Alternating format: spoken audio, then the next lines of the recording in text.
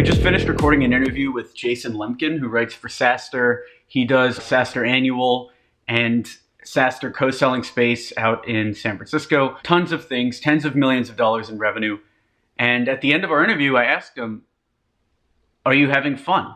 Is all of this fun, right? Because he's the type of guy that could have retired years ago, probably 6, 7, maybe even 10 years ago. He sold 2 companies for over $100 million total. And his answer was super interesting. He said that it's not fun almost 100% of the time. He said that he doesn't approach entrepreneurship as a fun activity. He approaches entrepreneurship as problem solving, which is interesting, right? If you're going and you're working with those sorts of numbers and you're building a business like all of us are on this channel, it's important to approach it from that point of view because entrepreneurship isn't fun most of the time. When I was living out in Wichita, which you can see if you go back like 6, 7 months on these videos, my eyes are basically dead. I've got bags under them and I look extremely tired. And that's because the company was going super up and down. We were losing clients, we were gaining clients.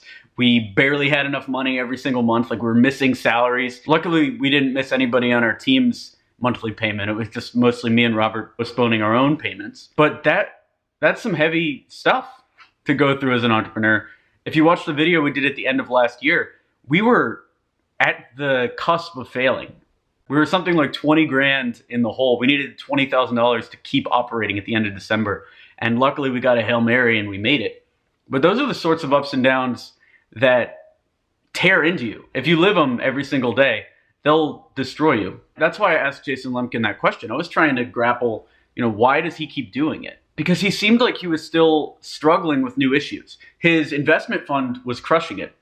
They've made something like 70 million in investments. They've got the good ROI and everything. Then immediately he goes out and he found SaaStr Annual, which is a yearly conference out in San Francisco. It's amazing, by the way. I went about 2 years ago. A lot of great founders, a lot of great people out there. But it just seems like a crazy amount of stress to put yourself under. It's just something I'm trying to wrap my head around. Because even after you get success, right? After you get to a point where you're not worried about money, like at Experiment 27, knock on wood, we're not really hurting for cash right now. We're making our salaries consistently, like everything's going pretty well. And so, as you notice, I'm like more well-rested than normal. Like I'm happier than normal. I'd say I'm having fun. But then the bigger question becomes, what's next, right?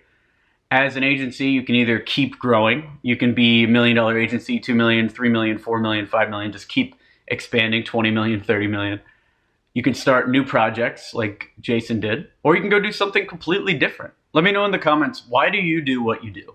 Do you have fun most of the time with your agency? Is there a bigger goal? Is it freedom? Is it supporting your family? Like, why are you working on what you're working on? Leave it down in the comments. Would love to hear what you have to say.